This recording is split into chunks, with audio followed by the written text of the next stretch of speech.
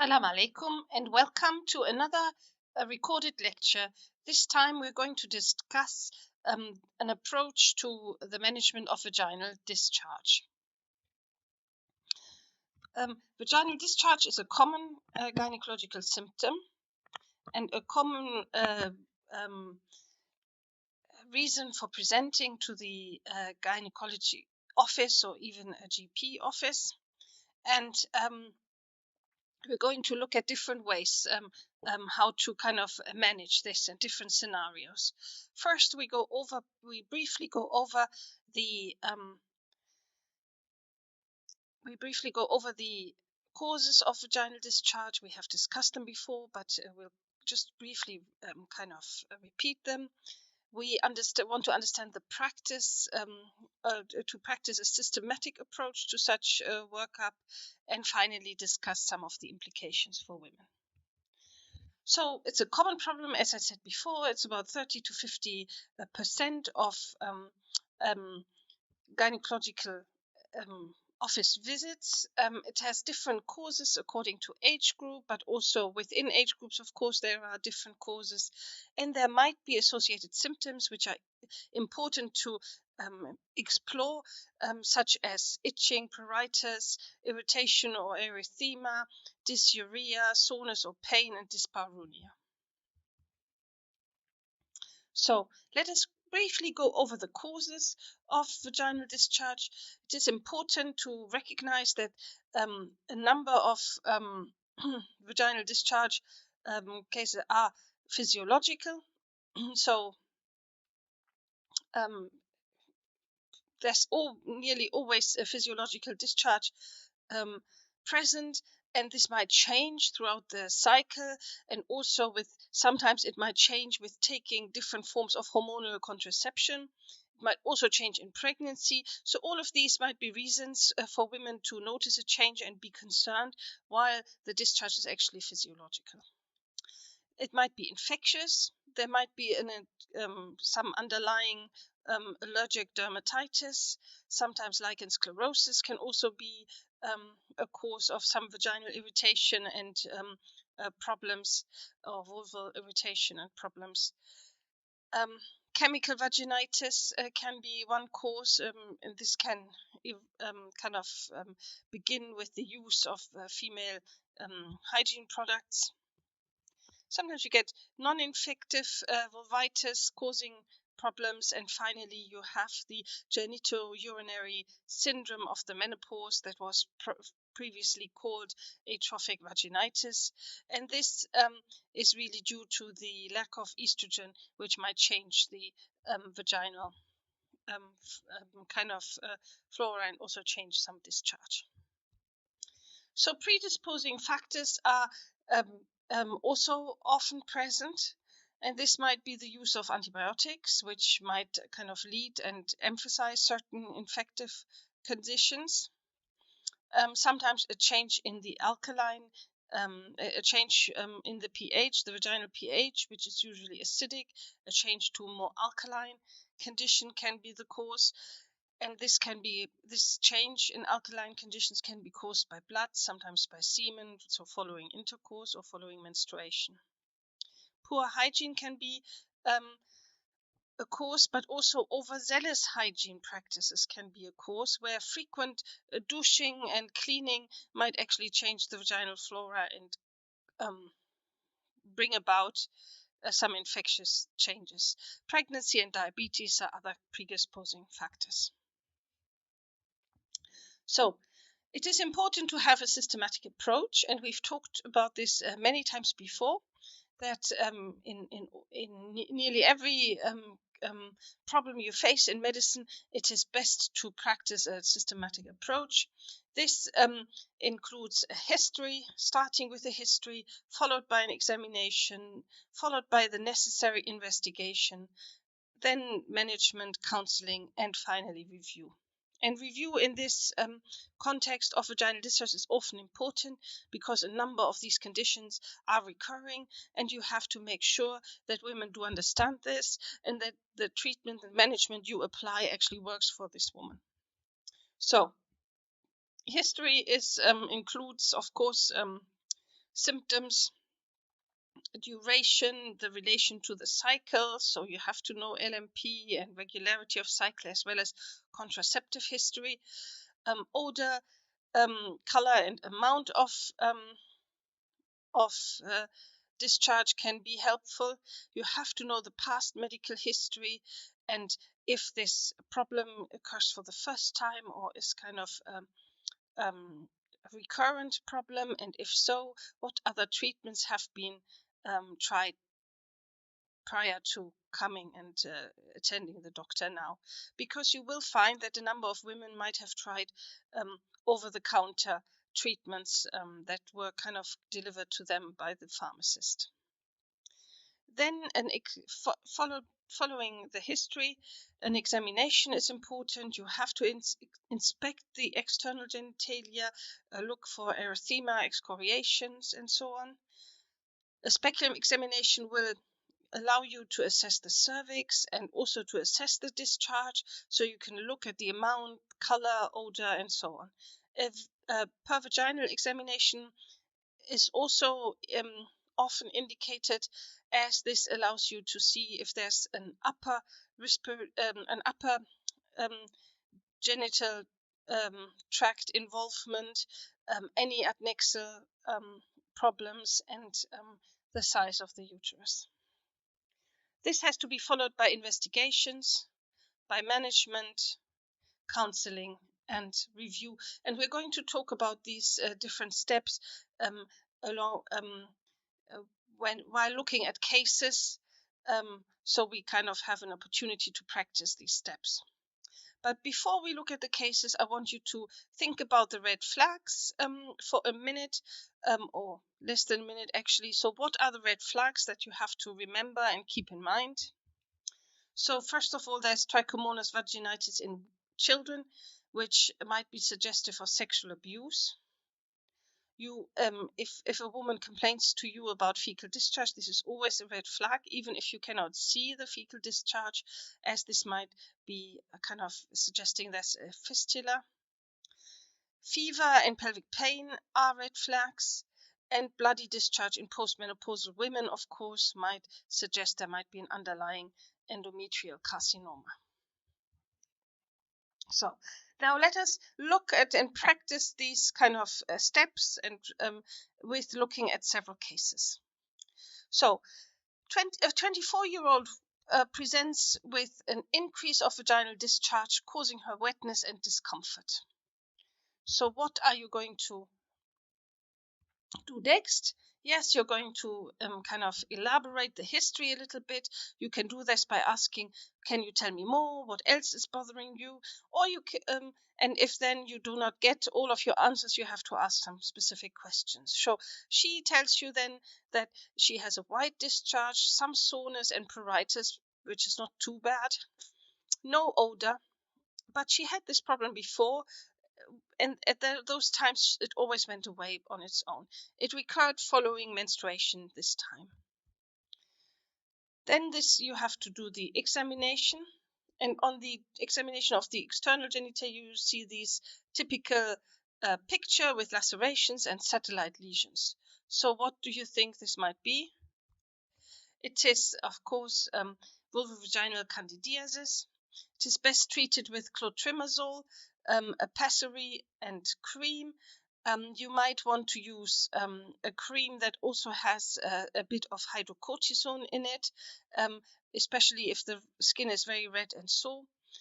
It can also be treated by fluconazole, which is given as a stud dose, a one-off dose, 150 milligrams one-off. In case of recurrence, it's always important to actually take swabs, as this frequent recurrences might point to the fact that you're not dealing with Candida albicans, but you're dealing with a different Candida species, such as Candida glabrata, and these are much more difficult to treat. It is important to explain to the patient that this is Candida is a commensal in the vagina. It only needs treatment if there are symptoms. But it might cause symptoms and kind of get kind of a growth spurt if if the vaginal flora changes, such as following menstruation, following antibiotic treatment, or when the vagina is hot and moist, like in hot and moist weather, or with kind of tight-fitting clothes. Recurrent vulvovaginal candidiasis is a annoying problem that can cause quite a bit of distress to women. It should be treated with a one-off dose of oral fluconazole, followed by a weekly dose of only 50 milligram fluconazole. It is important to check the liver function tests if you opt for longer-term treatment, as fluconazole might actually impact on the liver function.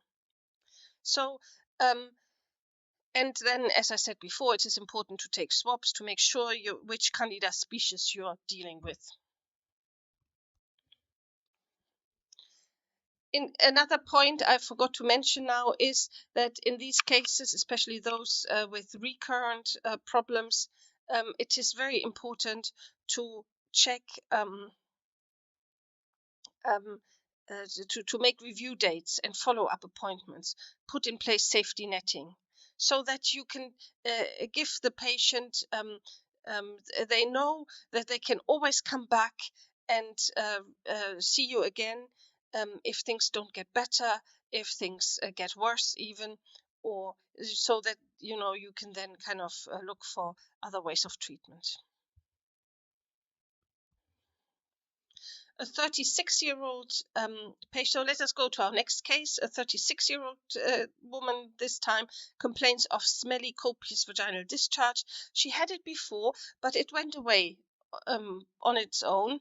But recently, she notices that this problem occurs more frequently and causes her a little bit of annoyance. So how do you start? And you're right when you say you start again with history. So in the history, the patient tells you she has a smelly discharge. It's grayish in color, but no associated symptoms, so no pain, pruritus, or soreness. It is sometimes worse after sexual intercourse or menstruation, she feels, and she noticed that it had a bit of a fishy smell. Examination, then, you look at the external genitalia, which are normal. Speculum examination shows a copious grey odorous discharge, but the cervix is normal. Have a look at this picture and think about a differential diagnosis to this scenario. And you're right, differential diagnosis could include Trichomonas vaginalis, as this also causes a similar discharge, but usually no smell. Treatment is with metronidazole. You give 2 grams of metronidazole as a start dose, and this is usually sufficient. You can also opt for 400 or 500 milligrams BD twice a day for 5 to 7 to 10 days. A one-off dose is usually preferable, as people are less likely, of course, to not complete the treatment. If it's taken all in one go, it's finished, and they do not have to remember it every day. So if you put them on a longer term treatment, 5 days, for example, after 3 days, she might have the discharge might have gone, and then she forgets taking her medication and complete the course. It is very important. Another form of treatment is topical treatment, which is a vaginal gel. This has to be given at night, so inserted in the vagina with an applicator 7 nights in a row, so 7 for a week. So this makes it a little bit complicated for women. So it does depend on what the patient prefers, if she prefers systematic treatment or topical treatment. There's a clindamycin gel, but there's also metronidazole topical treatments, and or there's not one treatment better than the other. Counseling is important in these cases. You have to explain to them that this is not a real infection. It's more of an imbalance in the vaginal flora with an overgrowth of anaerobe anaerobic bacteria over the normal lactobacilli of the vagina. And this, the patient has to understand how this is caused so that she can reduce recurrences. So you have to explain to her that frequent douching and so on is not kind of very, very good for the vaginal flora, that also wearing loose underwear and is much better, and also cotton underwear should be preferred. So these are the points that you have to discuss with the patient. Let us go to case 3. This is a 72-year-old patient. She complains of discharge, which is yellow in color. In the history, she says she has had no bleeding. Her last menstrual period was 20 years ago, and she has had no history of postmenopausal bleeding. She also has no other associated symptoms. In the examination, there's a slightly small vaginal introitus with frail skin and a yellowy discharge, but it's not smelly. There's no odor associated with this. Okay, so what do you think could be the cause for this patient's problems? And you're absolutely right. As she says, denies any other symptoms, especially she denies bleeding. There's probably no reason to be too concerned about this, and this might just be a way of this might just be an expression of the genitourinary syndrome of the menopause due to a lack of estrogen in the tissues. It can be easily treated with estrogen cream, so topical estrogen kind of daily for 4 weeks, followed by 2 to 3 applications after that per week, so 2 to 3 applications per week afterwards. It can also be stopped afterwards to see how she is without this booster for her tissues.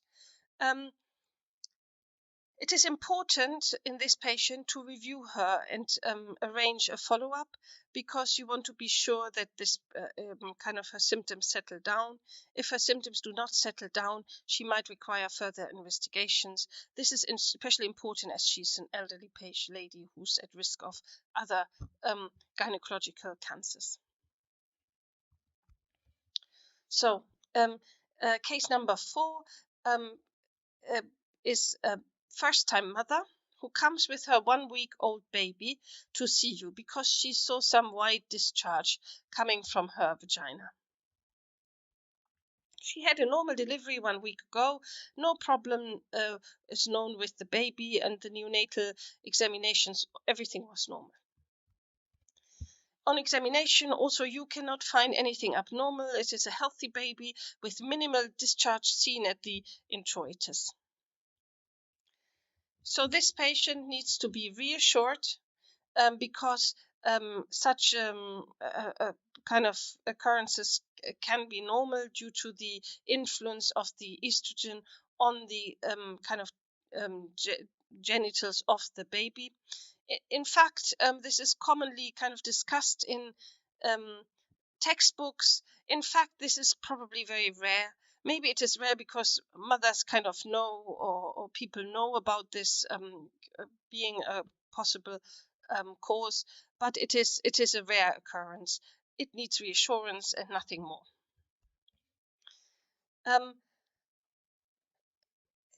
Case 5 is a 25-year-old patient who presents in her first pregnancy. She complains about a white, non-smelling discharge. So what do you do next? You expand her history.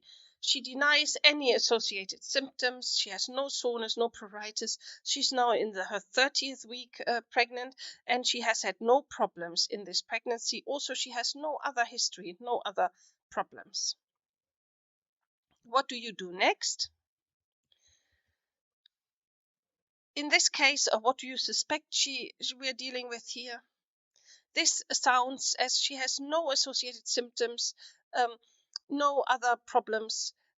this sounds like an increase, a normal increase in her vaginal discharge that pregnancy can bring about. You should not, if this is all, you should not need to examine her for this, as this causes might cause some discomfort and also some anxiety to patients, and might not actually be necessary. It is important to reassure her, explain to her this is probably a physiological increase in her discharge due to her pregnancy, but you have to safety net her. This means you have to tell her to return to see you if things kind of get worse, or if she develops any other symptoms, if she sees any blood, or such like associated with this occurrence. It is, of course, very important to distinguish discharge from watery discharge, or watery loss, because you do not want to miss a spontaneous rupture of her membranes in this case. And if you have any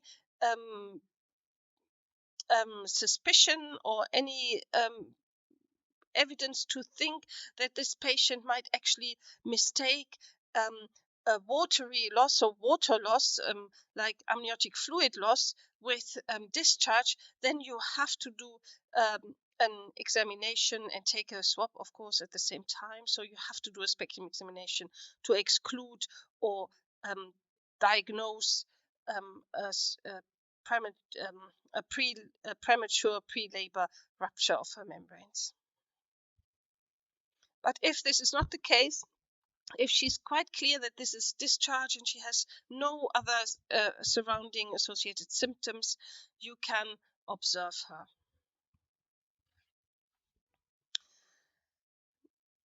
Now a mother comes to see you with a 6-year-old girl. She describes that she noticed a yellow staining in her pants and that the girl is itching quite a lot.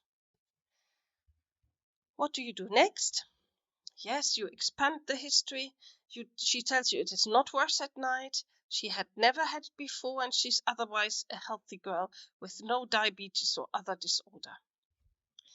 That's right. You have to examine this patient by examining her abdomen to see that there's no pain, no other problems. Also, the bladder is not distended or anything. And also, you need to look at her external genitalia. There's no abdomen, is soft, not tender, there's no masses. You should look at her external genitalia to make sure it looks normal. It does look normal. So what differential diagnosis are we dealing with in this age group? So there can be a number of other differential diagnoses. Can be poor hygiene. Foreign bodies can sometimes be the cause of such discharge and problems. Threadworms or sexual abuse can also be a differential diagnosis. So in this case, so foreign bodies inserted in the vagina, this girl might be a little bit old for that, but you always have to consider it.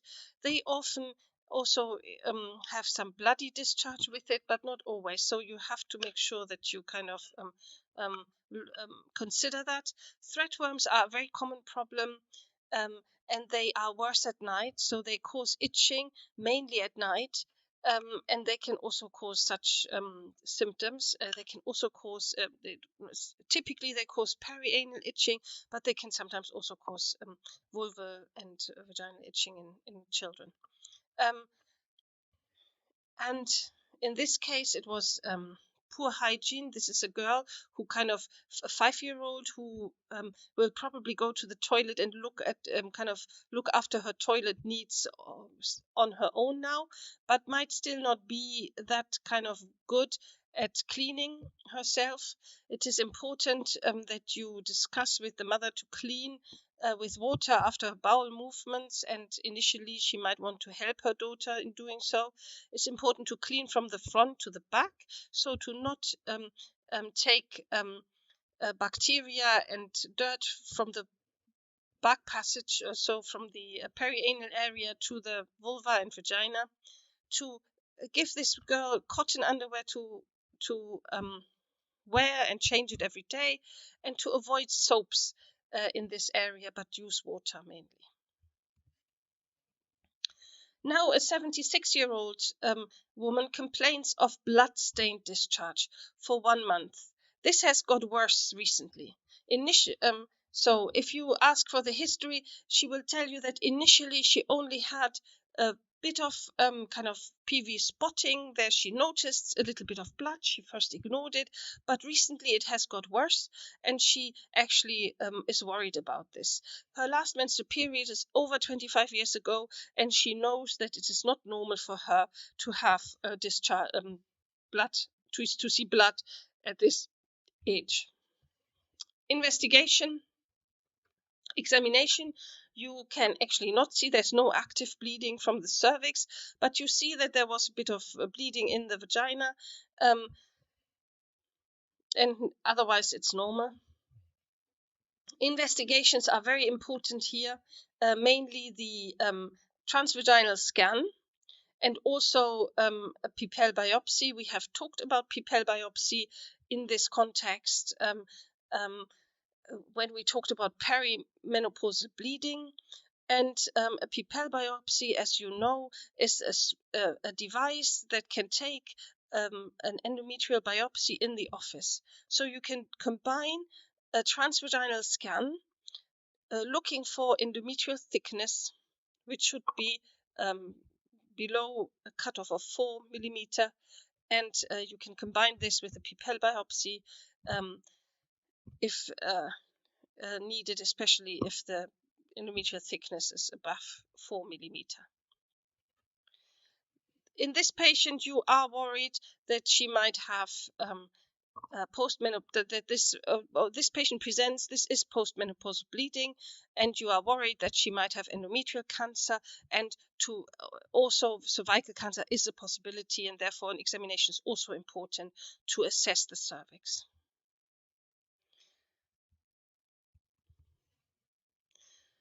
Finally, we have a 46-year-old woman who comes to see you with a month-long history of increasing pain and green-yellow vaginal discharge. But for the last few days, she was feeling very unwell. She has been feverish and she just is not getting better. And now she also has pain across her abdomen, worse on the left, but it's all across her abdomen now. So what do you do next? You look at her history. She has no urinary and no bowel symptoms. She has reduced appetite but no vomiting. And her last menstrual period was 3 to 4 weeks ago. She doesn't exactly remember, but she uses condoms for contraception. In the past, she has had 2 normal vaginal deliveries. Laparotomy and drainage of a pelvic abscess was done once 4 years ago. Furthermore, she has been taking cyclical progesterones for menorrhagia. She's been taking the progesterone norethisterone to kind of regulate her kind of menstrual cycle a little bit and make it more manageable for her. And but she has no allergies and no other medical history.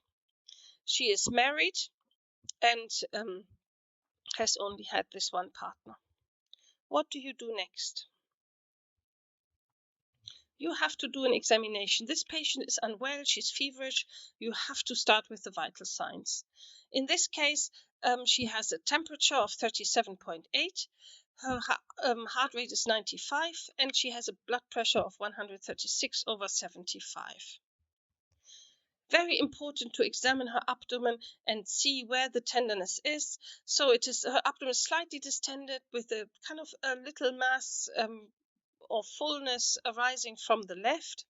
There's a localized pain in the left iliac fossa, but there's no rebound or guarding.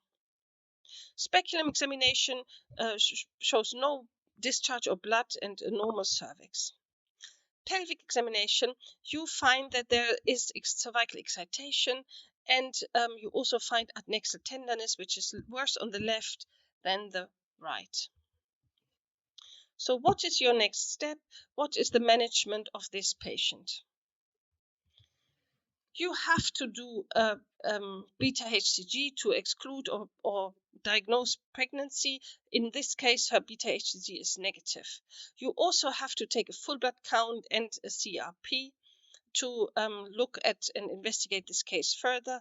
So the hemoglobin is 10.3, her MCV is 91, she has white cell count of 13.8 and platelets of 521. The CRP is 95. So what do you do next? You do a vaginal ultrasound scan. This reveals this picture. You can see this is the left adnex, and there is kind of a little mass near the in the left adnex visible. And here's another picture of this mass.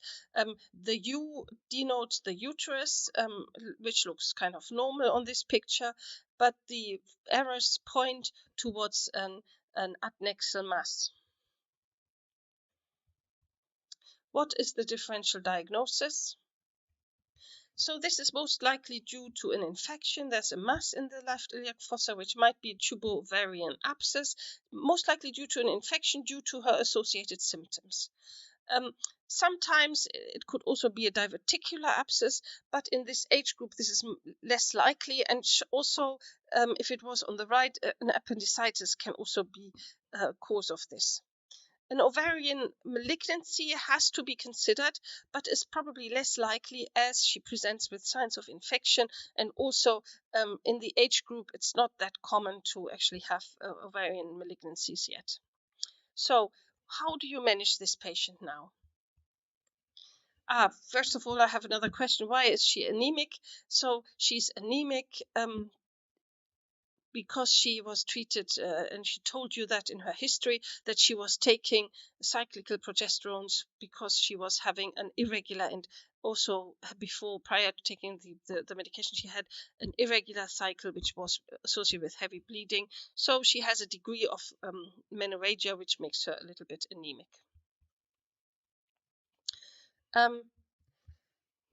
So it is important to admit this patient for IV antibiotics. You should follow your local protocol at the place where you work for treating this patient. This should include a combination of antibiotics that covers chlamydia, gonorrhea, broad spectrum, other vaginal commensals, as well as anaerobes. And it has to be given IV as she's kind of systemically ill.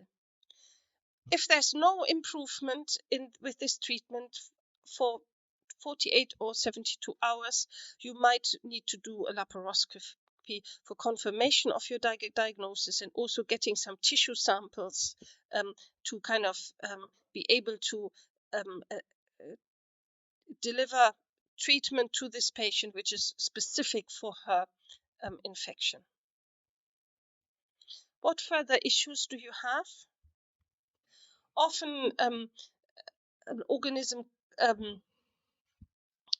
you find sometimes that there might be no organisms cultured in women with PID, and that is exactly the reason why, if they do not improve, you need to get some tissue, some culture, some samples for culture at the time of a laparoscopy to be sure to treat the right organisms. Often you find that PIDs, or pelvic inflammatory disease, is polymicrobial, caused by several different bacteria. It is important, though, in this patient to also screen for other sexually transmitted infections, as it might be due, she might also have other sexually transmitted infections, and this includes hepatitis B and C, HIV, and syphilis.